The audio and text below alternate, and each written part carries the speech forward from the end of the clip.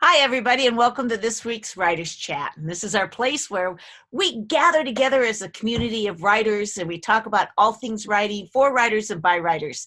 So we're really glad to see you today. My name is Jean Wise. I'm one of the co-hosts, and I'm joined by my trusty co-hosts, and I love it that we're all here today, Johnny Alexander and Bethany Jett.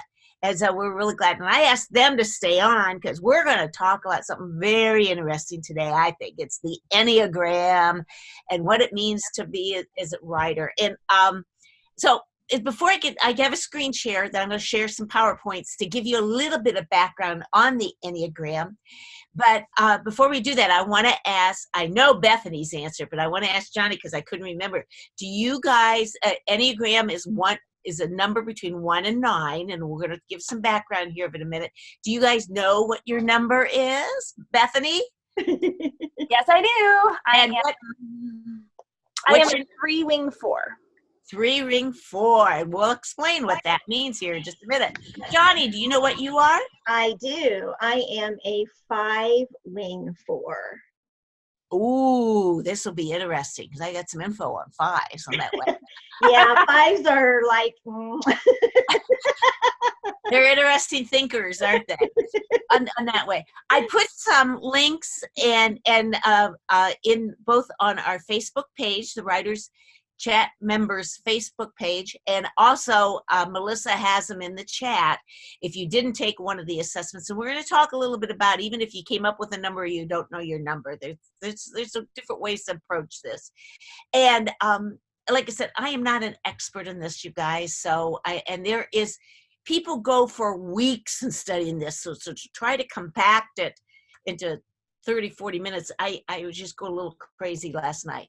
So, and Rhonda thinks her husband thinks she's a 10. It's not allowed, Rhonda. But anyway, I think that's cute. Rhonda, that's cute. But anyway, I am a mini me or a maxi me, probably, of Bethany. I am a 3. So, yeah, 2 of us are really close. Bethany and I are also the same Myers-Briggs, aren't we? That's right. You would think she's my daughter. I was going to just say, because Bethany and I are alike in so many ways, and we think alike, and we do so much stuff, and yet on this, we're not the same Myers-Briggs, and we're not the same Enneagram, and yet we are so much, in so many ways, the same person. Yeah. It's just a different way of looking at your personalities. And what I tried to do today is look at it from a writer's point of view, too. So I'm going to screen share. So hold on. That always takes a minute to get set up, and you always hope that you get it right. And it always looks funny while the person, can you guys see that? Yes. Mm-hmm. And I'm going to go, wait a minute. I got to go play from start. How about that? Did I do right? Mm-hmm. All right. And I'm going to move you guys over here a little bit so I don't look at you guys as much on that one. But this is the diagram, and we're going to go into this a little bit more in a couple of the slides ahead.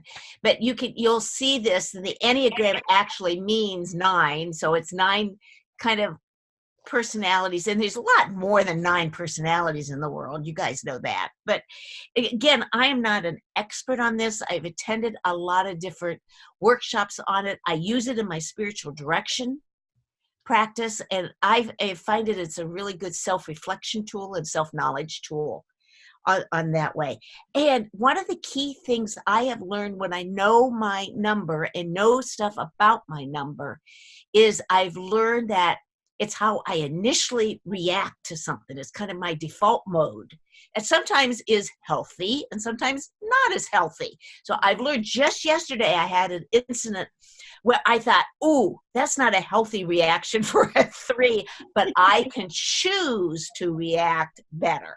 And then so I've learned healthier reactions. So I think it's a good self-reflection tool that way. And you heard us say our primary core numbers is Bethany and I are 3 and Johnny's 5.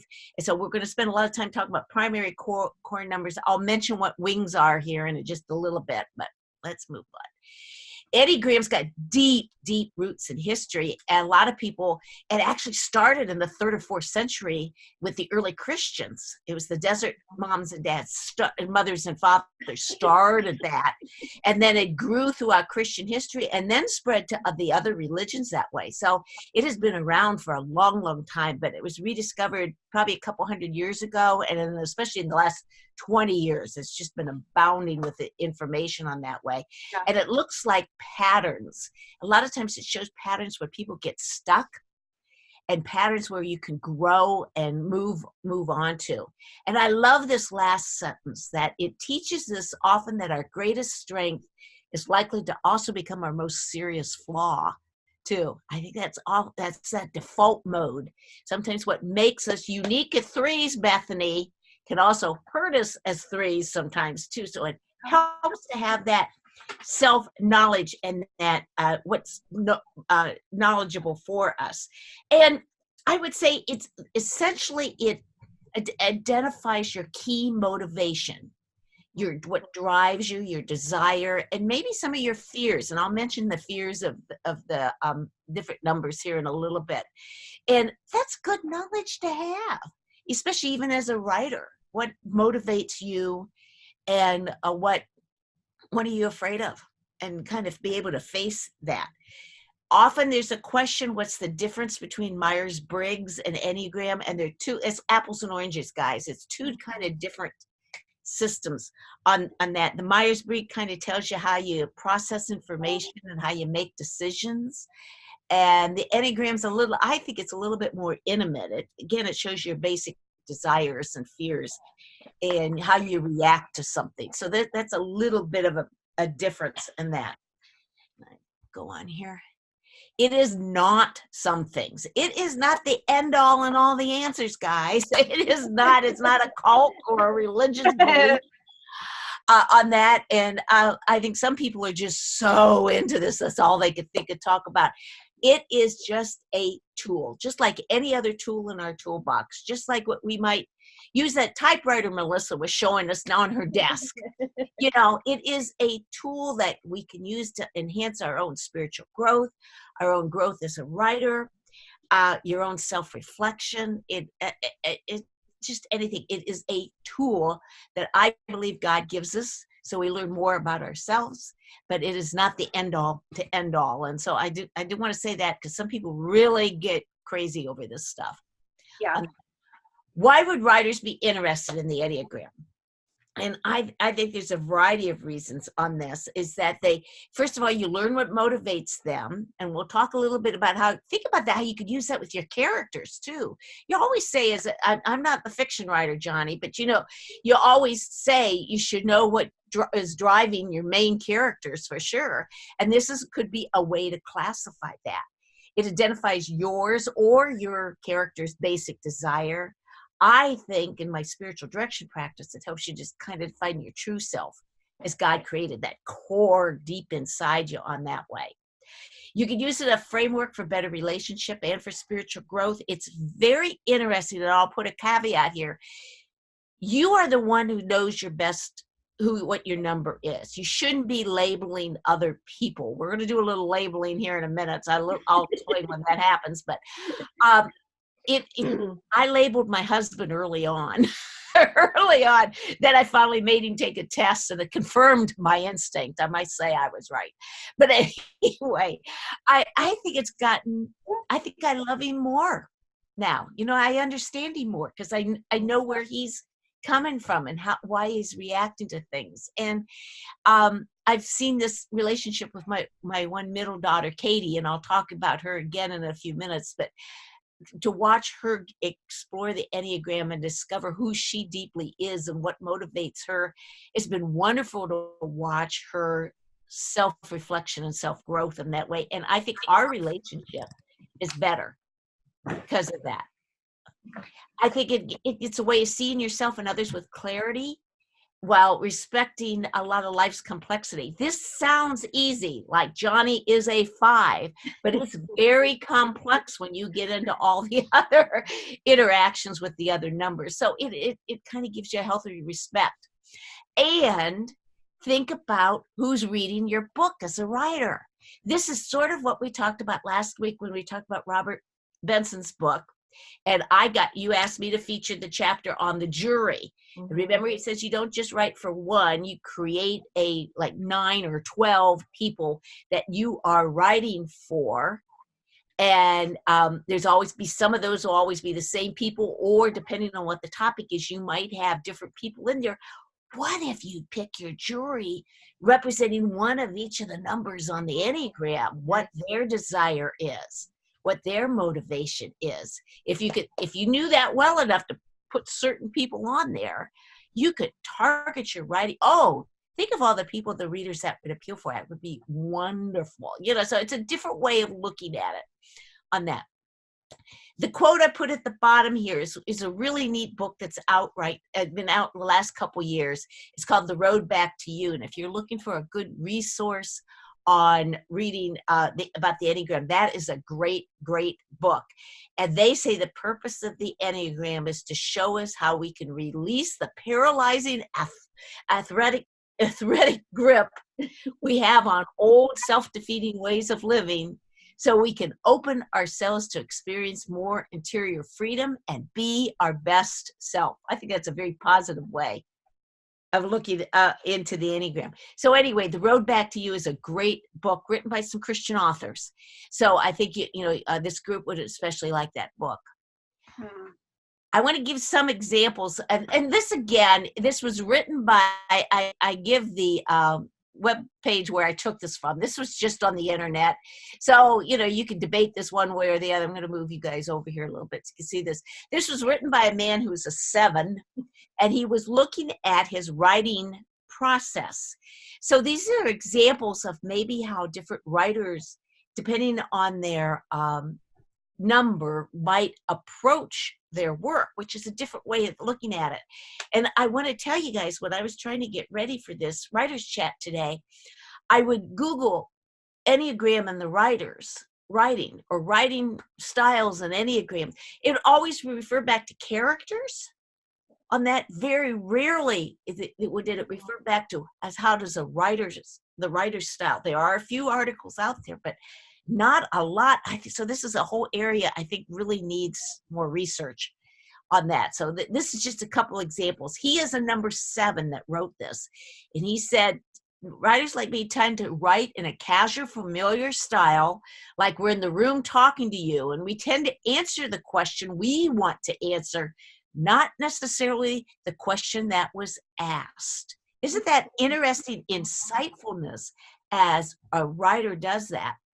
3s, Bethany, you and I are 3s. We have a tendency to write similar to 7s, but we have less time sometimes to share our personal struggles or shortcomings. I thought that was an interesting observation. 3s are very private on their personal sides, often can't name their feelings, for example.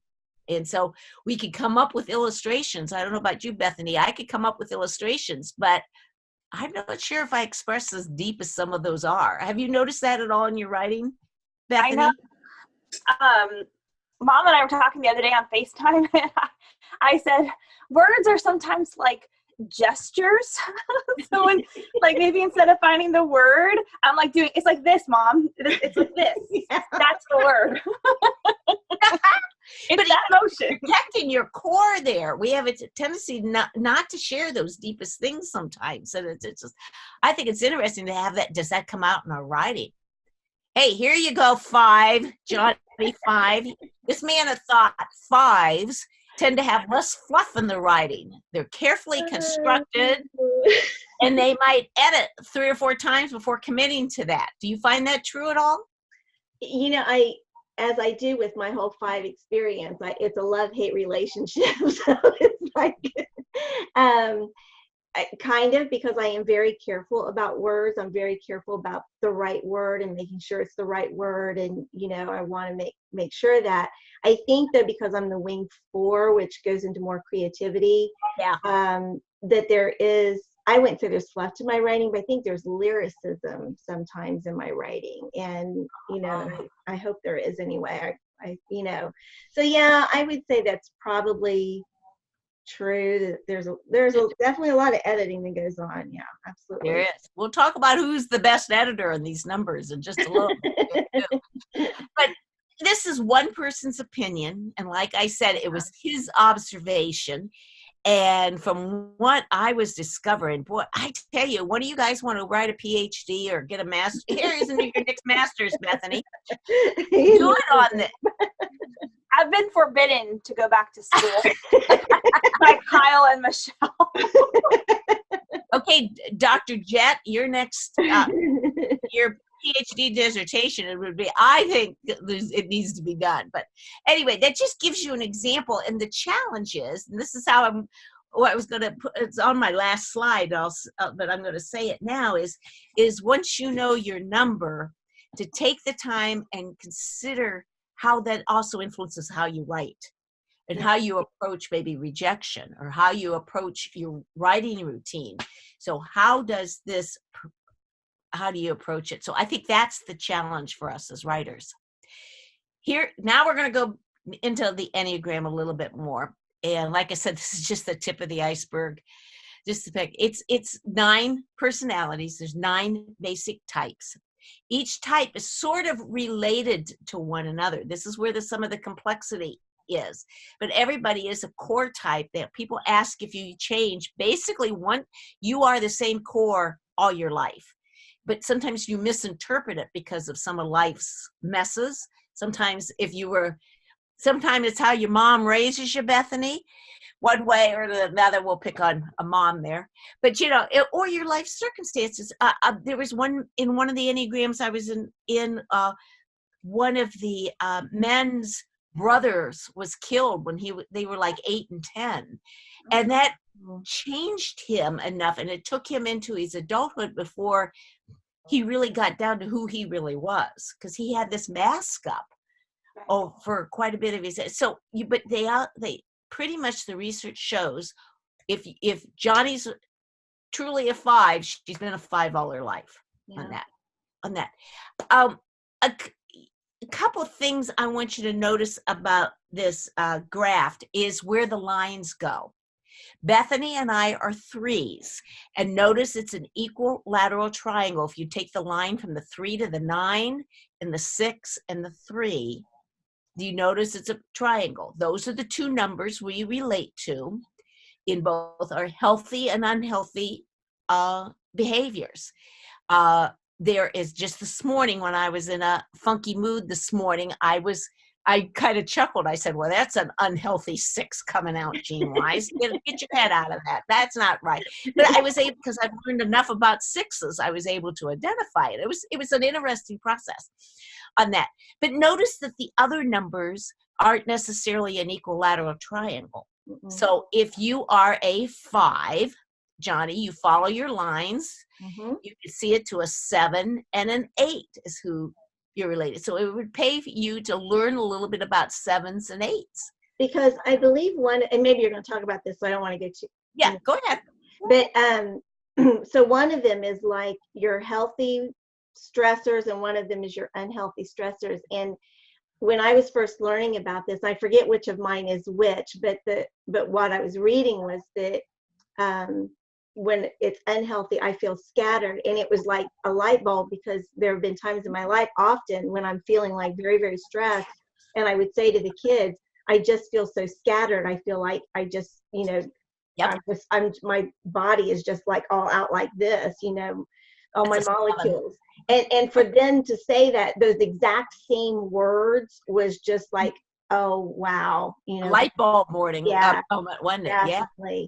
So when I get to feeling scattered, I know I'm heading into that unhealthy part. And see, it's your initial reaction, but I think this gives you the self-knowledge to realize, okay, I'm going to choose to respond different. Now, I'm not going to react from my default. I'm going to respond differently. And I think that's a mature, healthy way to react to the world, and on that. It's on that. But notice if any of those guys in the chat, or you're watching the replay here, if you took one of the assessments, and let's just pick on another one here. Let's pick on 4.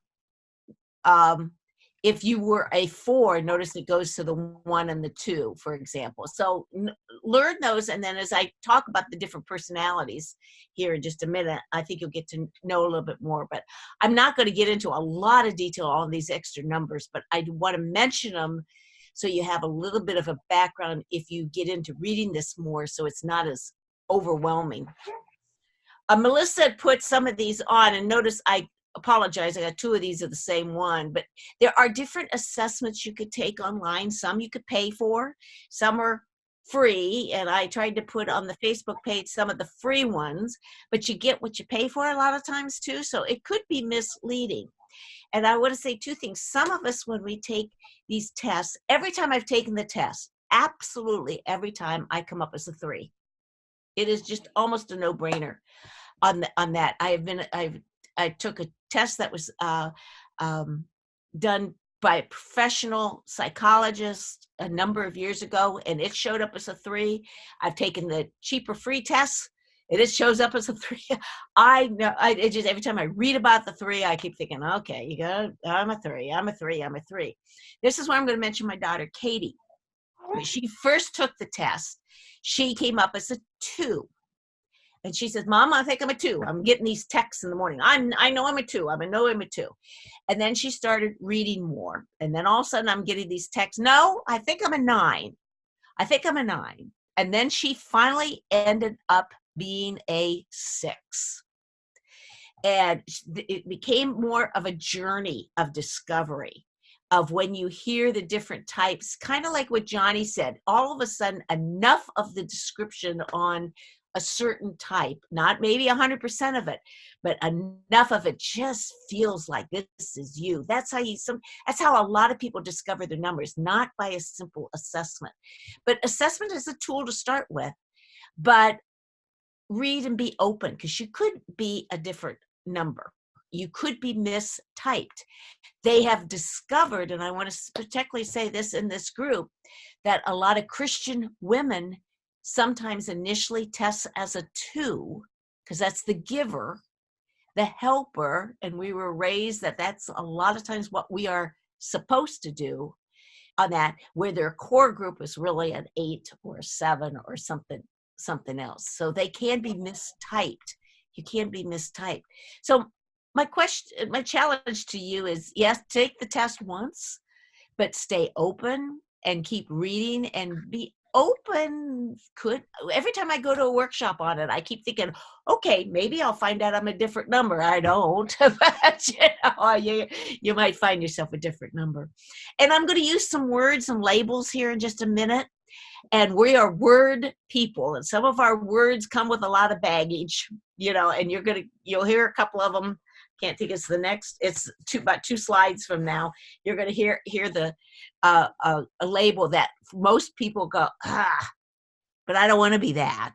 I don't want to be that label. So, but don't get hung up on the labels. Take it. And I'll give an example of that when we talk about the specific numbers. For me, for example, on that. Well, I see what I did. I hit the wrong thing, didn't I? Oh. Okay, hold on. I'm going to stop screen share a second. Okay, no, it still looked fine. Oh, did you have it? I didn't have it. Yeah. Okay. Somehow I missed it. Okay, hold on. Okay. There. Is that that's what we had it, right? Yes, discovering. I need to go further. What happened is I think my cursor hit hit something else. Yeah. There you go. Besides the numbers on either side, which what we call wings, you heard Johnny say she was 5 with a 4 wing, and Bethany and I are 3s with a 4 wing. They also put them in what they call triads. And triads are, you can see by the types here, 2, 3, and 4 are the heart triads. 5, 6, and 7 are the head triads, and 8, 9, and 1 are the gut triads. And what's kind of interesting about this is the area where often we find imbalance or we repress. So 2, 3, and 4s have some difficulty with their hearts. And sometimes they can't name the feelings. 3s are notorious that they repress their feelings, that they can't always name them. They can't always identify them on that. And the heart people deal with anxiety and shame in this area. Head is the thinking one, and these have a tendency to do overthinking, and they come from their biggest kind of area is fear. It's more fear-based than anxiety-based. And then the gut, the 8, 9, and 1, the imbalance is doing that. They sometimes they act before thinking, or they get angry. Angry is an 8, 9, and a 1, and there is whole chapters written on this. So again, I'm not going to go into a lot of detail on this, but I really want you to think about what sometimes your primary reaction to something. And mine is anxiety. And since I've learned the Enneagram, I'm learning to label shame when I feel shame on that. So that has been empowering to me to be able to sit there and say, yep, there, I know what's driving that. So the hearts are anxiety and shame. The head is fear, and the sorry, hold on, I gotta turn my alarm off here. And the gut has a tendency to overthink, and they get angry. They get angry easily on that.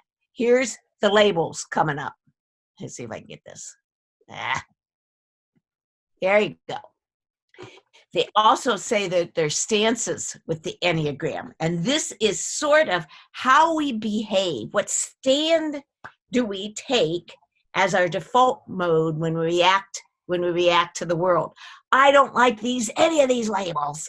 So you might have a reaction to that. Talk about a feeling. Yeah, I do feel this one on that one. Not agree with this. No, I don't like the names of this. I really, really don't. And when we taught this at church, nobody liked their labels on this one. That's why I knew it wasn't. But let me explain just a little bit what they are. 3s, 7s, and 8s, they classify as their stance is aggressive. And this is much healthier when you hear the definitions of it. I got to find my definitions here.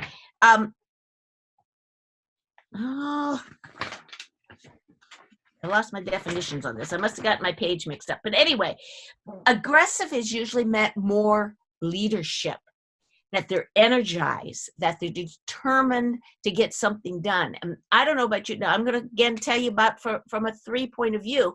I go to a committee meeting, and the committee meeting is not being run well. I want to step up and say, come on, guys, get this organized. Let's get this, and this done. I'm going to be out of here at 11.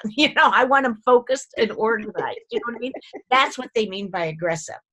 The dependent on 1, 2, and 6 are really, really connected to one another. The dependent means they're loyal, dependable, committed, responsible. Isn't that much better labels? Yes. Than the dependent? And the withdrawing on 4, 5s, and 9s usually mean sometimes they're a little slower to get started. These are the people you throw out ideas, and I'm all enthused. I have my hands going like Bethany did earlier with all the gestures, and I'm ready to move on to 3 and 4. And they're just now thinking, well, back to number 1.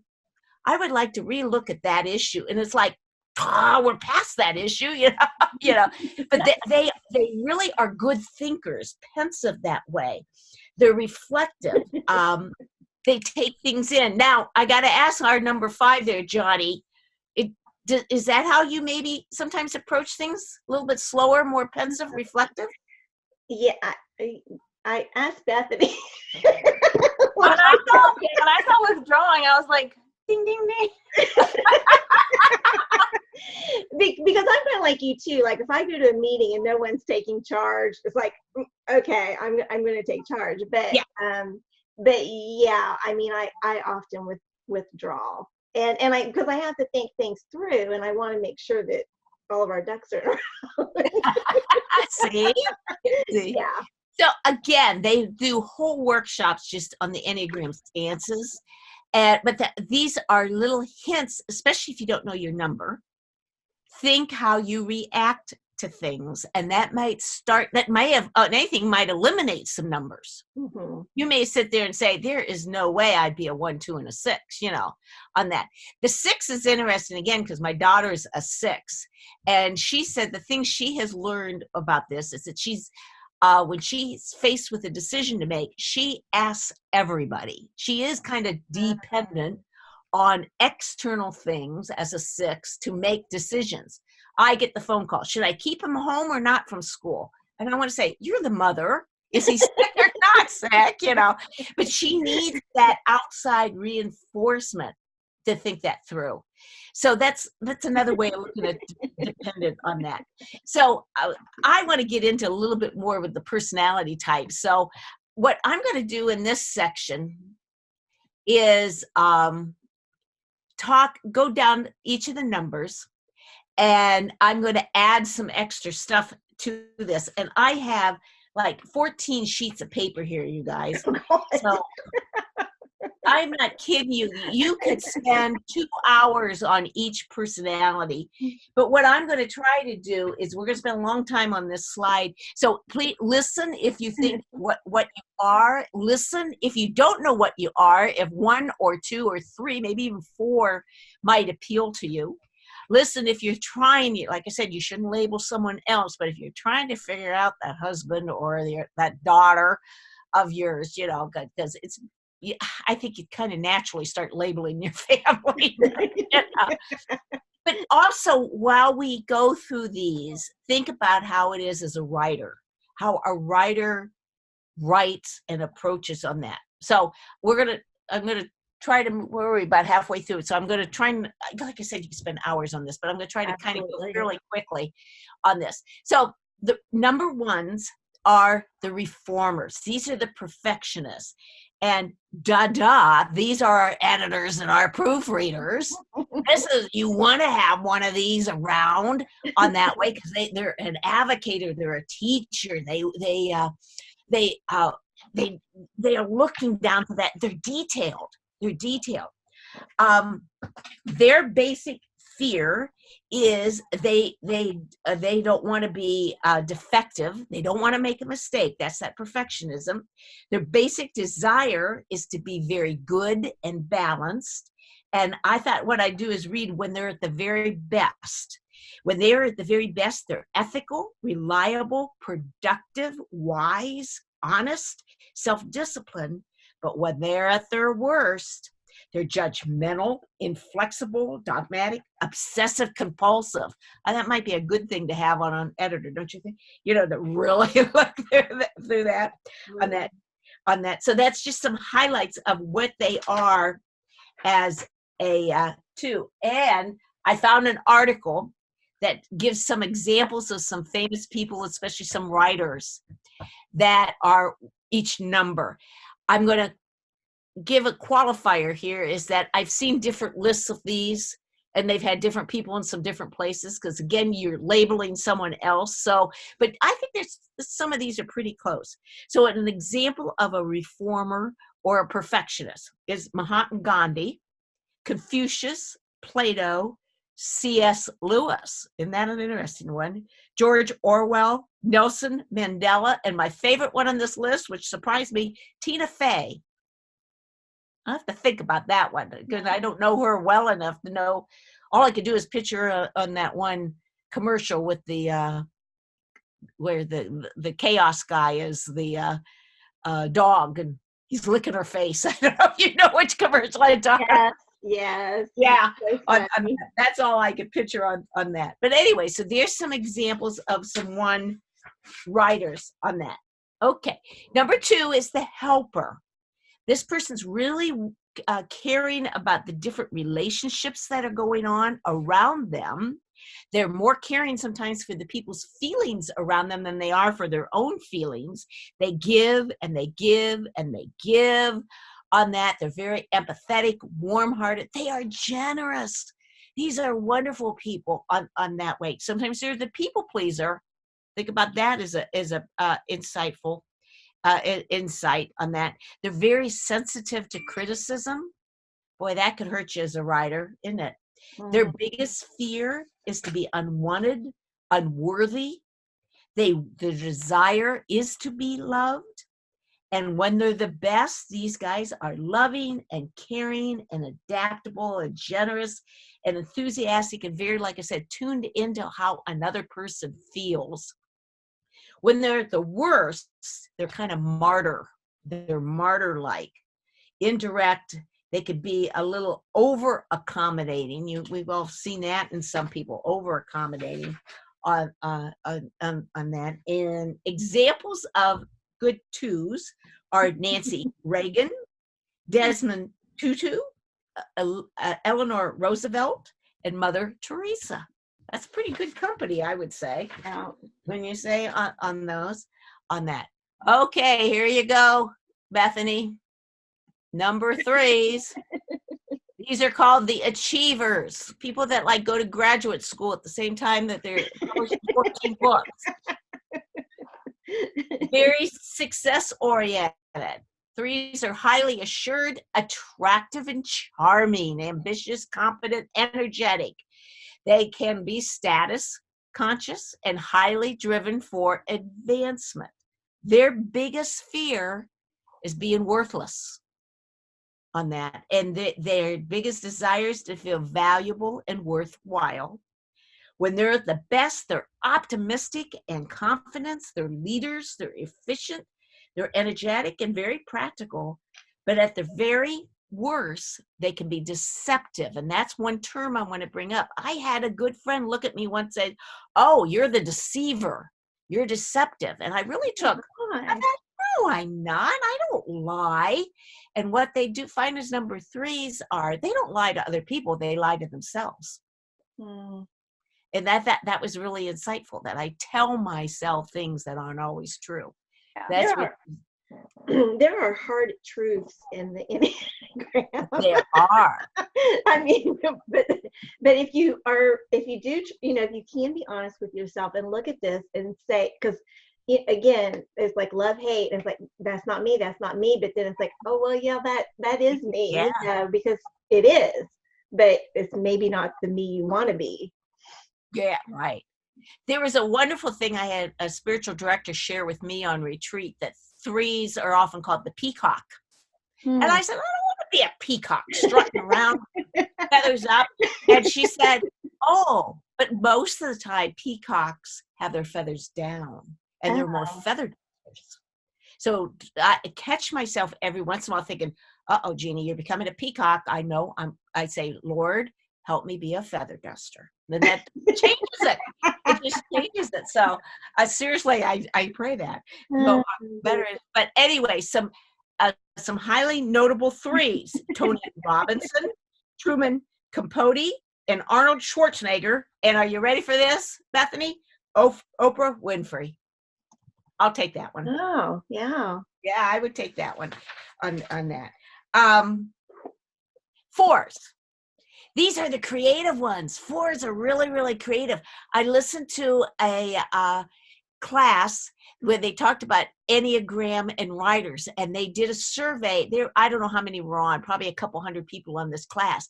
And the most were on was 4s were on. And he was surprised, because he said there 4s, they usually don't see that when you do a general population, that many respond. But he said, oh, but you guys are artists, aren't you? You're writers. So there would be some more 4s. These are very creative. They're sensitive, introspective. They're self-aware. They can be reserved, but notice the creativity on that way. But you find some wonderful artists on that. 4s, their basic fear is that they won't have any identity or personal significance. Their basic desire is to find themselves and to create. They want to create on that. What they're good at when they're the best, they're warm and compassionate, expressive, creative, supportive, and a little refined. I thought that was a good word. That's interesting. But at their worst, they can be depressed and self-conscious, guilt-ridden, withdrawn, stubborn, moody. And you could see some artists that might fall under that interpretation on that. Some examples of some 4 artists. Gotta get my paper straight here. 4s are Virginia Woolf, Edgar Allan Poe. Think about that one, that's He was interesting. moody, yeah. He was moody, yeah. Anne Rice, Tennessee Williams, Anne Frank. I thought that was an interesting one. J.D. Salinger. I thought those were interesting listing. And I can give you one more. Some of What's you that? know. Jillian Landcore. Uh-oh. You know your daughters. Has she taken a test? Oh yeah. She in fact was the one that kind of got the rest of us all interested in doing this, and she is a 4 through and through. Every time you see that intro, and probably creative. She's very creative, isn't she? Mm-hmm. And a lot of times I think of the 4s as the art people. Mm-hmm. I bet if you would go to an art gallery, quite a few of them would be. I'm sure that's true. They a lot of them dwell in that and stuff. So 5s. Here's Johnny Alexander, the investigator, the intense cerebral. They are alert, insightful, and curious. They're able to concentrate and focus and develop complex ideas and skills. I thought that was kind of really good on that.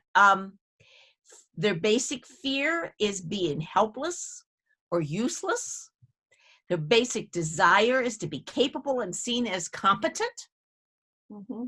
When they're at their best, they're analytical, perseverant, sensitive, wise, objective.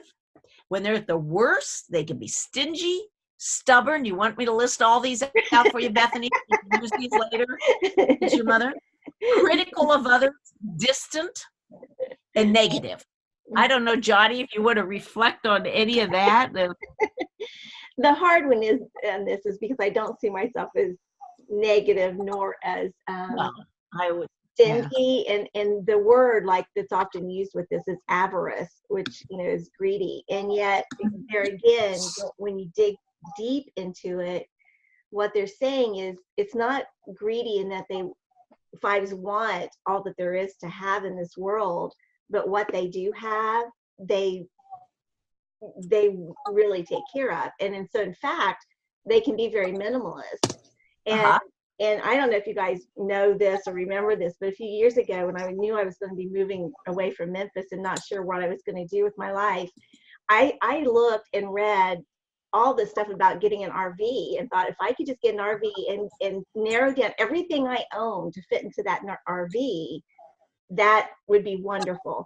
And actually that is a big, I've read that in descriptions of 5. If they could fit everything into an RV, they would be happy. They would do it. That was you, wasn't it? So it's like, it's greedy, but it's like a lot of these labels, you have to dig down into what they're really meaning by those and not just be put off by your initial reaction. And that's part of the self-reflection. Yeah. I think that's part of praying to be open.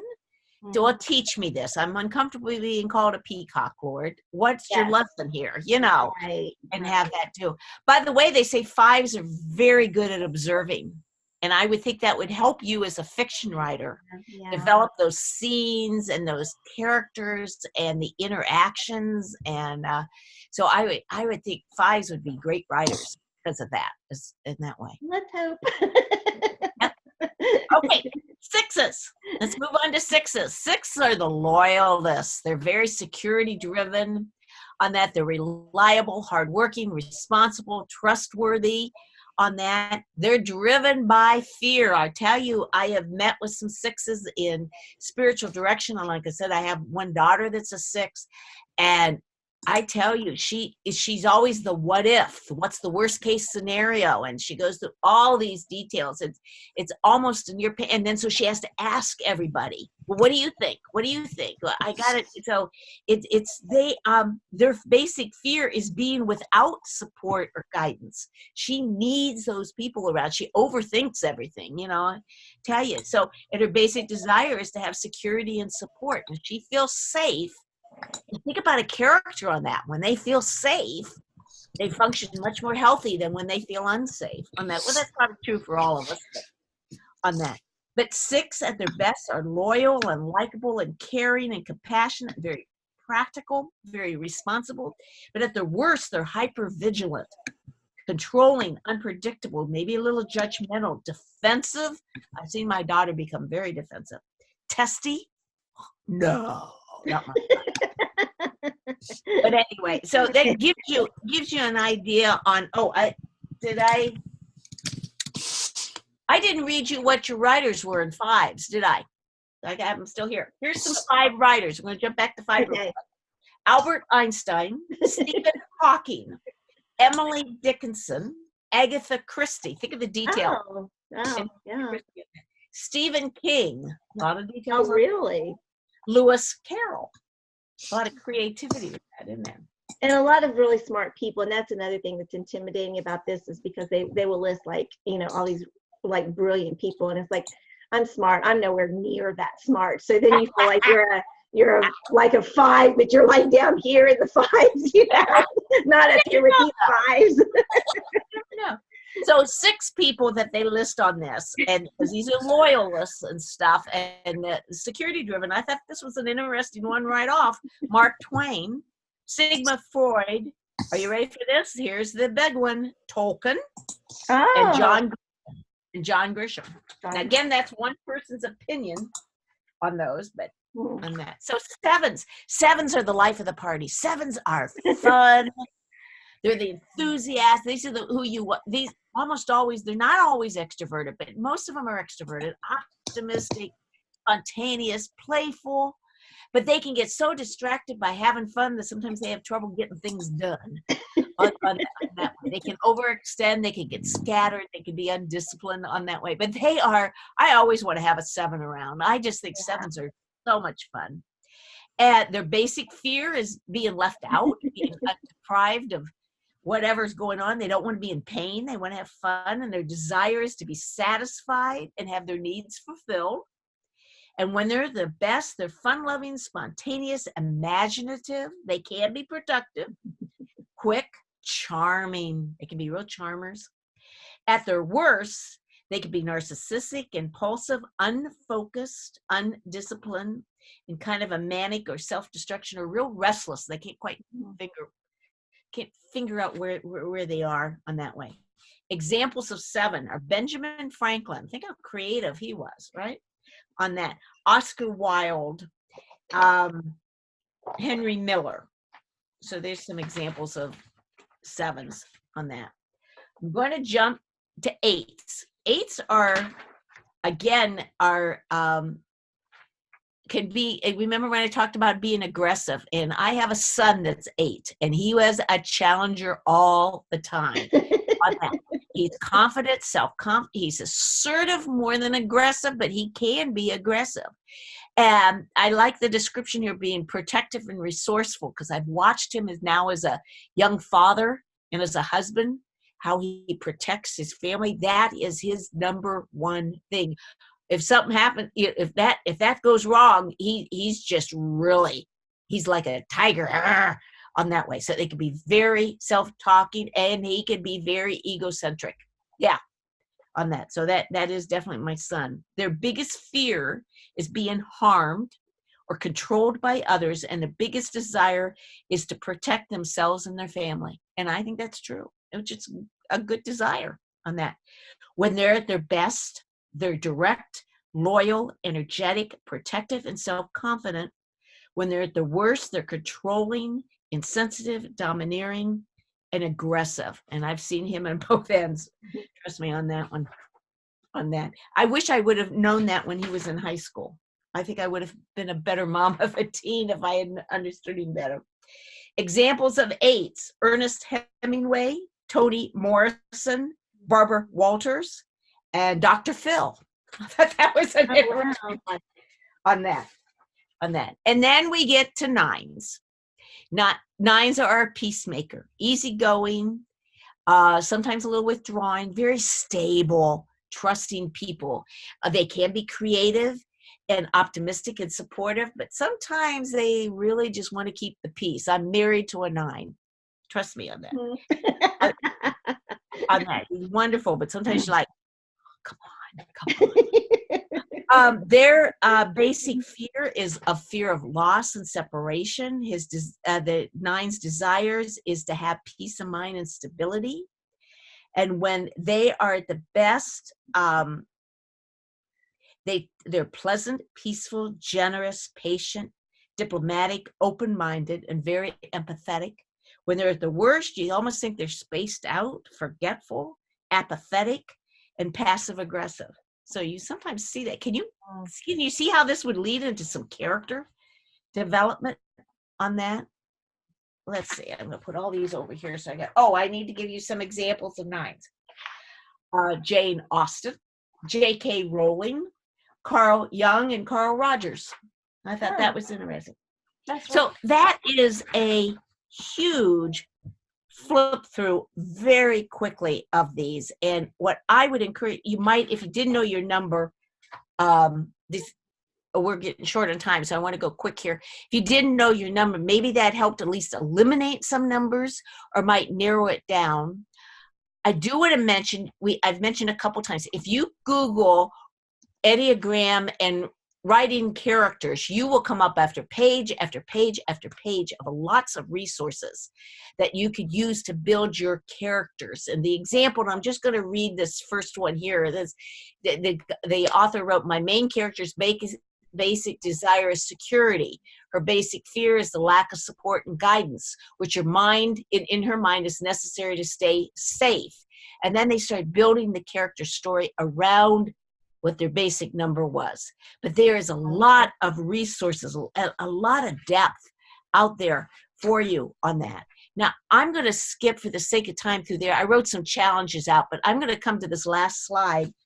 And I just thought I'd ask Bethany and Johnny, and then we can invite everybody to kind of come back in. What do we got? Like about 10 minutes here at the most. But you know what your number is on you two. How do you think your personalities influence how you write and what you write? How does it influence your writing style? Johnny or Bethany? Go ahead. I'm thinking.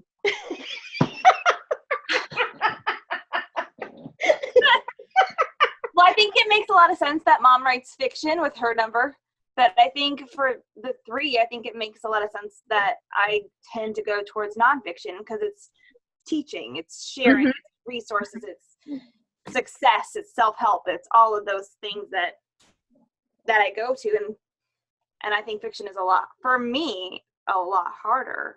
I find myself trying to write that way with novels, which is why I don't write them. Right. I think that, and that's, as a 3, I'll say that too. And then I can come up with the illustration, but I don't always flush it out with the feelings and the descriptions. I've learned as a writer, I have to work on that. But we're good goal setters. Oh, for sure. Yeah, we could. Oh, definitely. We could do these goals. Yeah, we both have our happy planners here. Johnny, I saw that you said something about wings, and I'll add something interesting about wings. Remember, wings are the number on either side. Yeah. They say as you grow up, you're usually a little bit stronger in one wing. For example, we're 3 with a 4 wing, you're 5 with a 4 wing, right, Johnny? On that. So, but as you get into the second half of life, often that other wing develops. Oh, wow. Because the line is you need 2 wings to fly, right? So you also find that. So that's something to consider. And I really think as I've entered the second half of life, 2 is the helper. 2 is more compassion. I'm less focused on getting this done and what I need to do here, and much more aware of the other person and relationships. But that wasn't me in my 20s and 30s. I wasn't an uncaring person, but that wasn't a core. I'll be honest, I don't think that was as core on that, but it's much stronger. For sure. Yeah. And so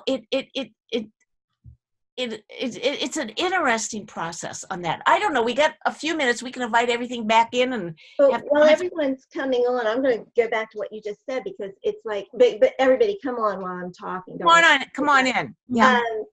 Because I would say that probably may have been then a 5-6 as a younger person, but as the more I write, and especially because the more I write fiction, the more of a 4 I am becoming, just that creative, So you're becoming more of a 4. Because I used to set goals a lot, and I used to be very detail oriented, and all of these things that would make me think I was more of a 3. And you know what? the older I get, the less I do of that stuff. And I'm less organized now than I ever was in my life, even in some ways. I mean, it's just different. So I would say that I am probably moving into that and embracing that 4, which for me is a little hard, because keep in mind that 5 is part of the head and 4 is part of the heart.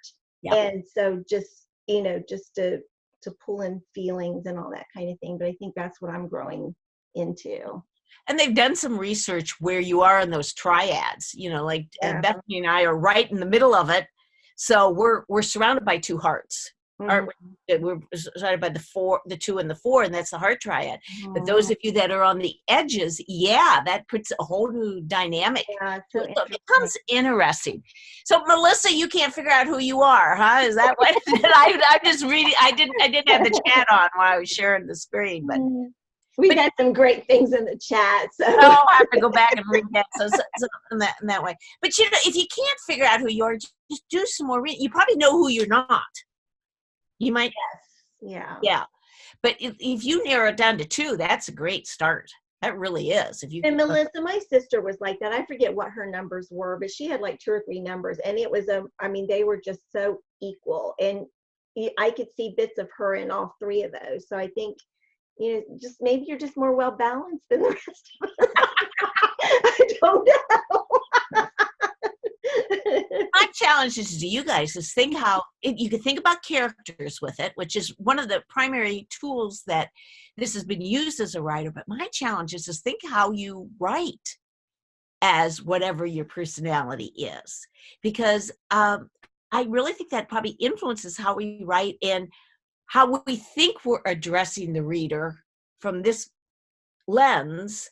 It might not, we could maybe have more depth or breadth to our writing if we expanded that. So that's kind of my challenge. That's kind of how I'm thinking about it this year. I don't have an answer on that. Anybody want to comment in the last few minutes that we've got here? What your numbers are, or an insight you may have had? I'll just say, this is all brand new to me, and I was so buried in my book that I didn't do any prep work for today.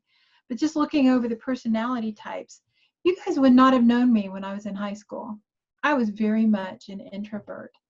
But I think what happens as I've gotten older, I break out of some of the negativity, and I think certain experiences, certain vows that I've made on the inside about who I am, when I get to a point of spiritual freedom and I've been delivered, in my heart from a lot of the hurts and healed, then I think my God-ordained personality is finally coming out. Look out, world.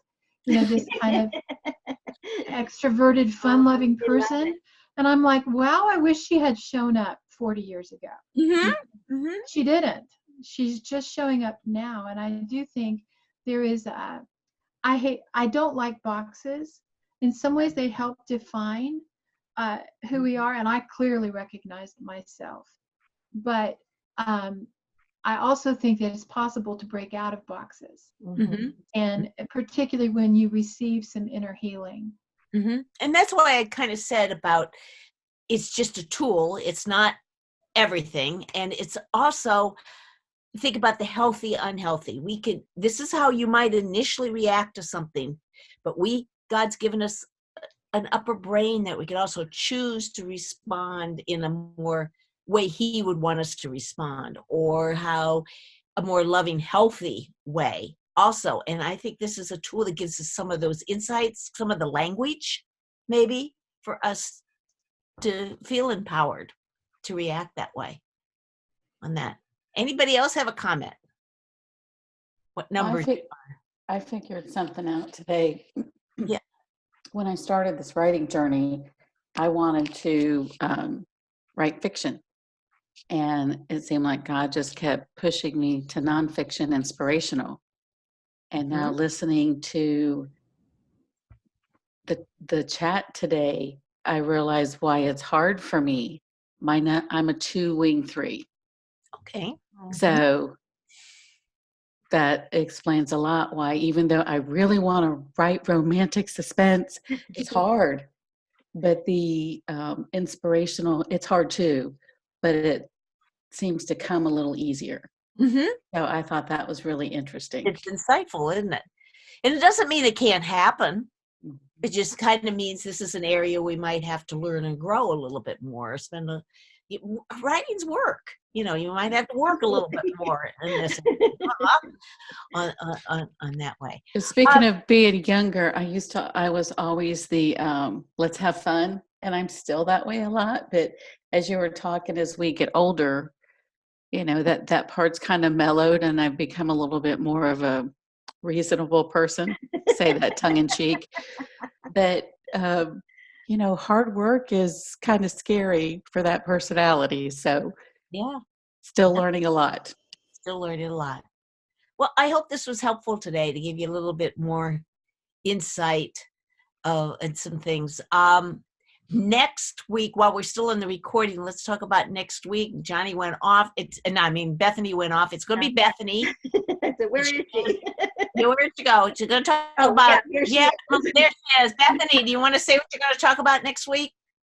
Yes, we're going to talk about conference prep. We're going to talk about proposals and editing and really kind of dig into that marketing section of the proposal and why you need one and why you should do one, even if you're self-publishing. Parts of it, I think that you should do, even if you're not going traditional. So there you go. So it'd be very practical from this kind of different stuff like that. But I would just encourage you to stay open to the Enneagram and continue to learn and grow, because it is a journey. This is a journey. God continues to shape us and gives us wisdom and insight as we go along and we learn. It's a mystery. Life's a mystery. So it's kind of, be curious. Be curious. Be curious is right. And that way. Thank you if you were here today, and I invite you to stay on for the after chat, and we'll see you all next week. Bye now. Bye, everyone.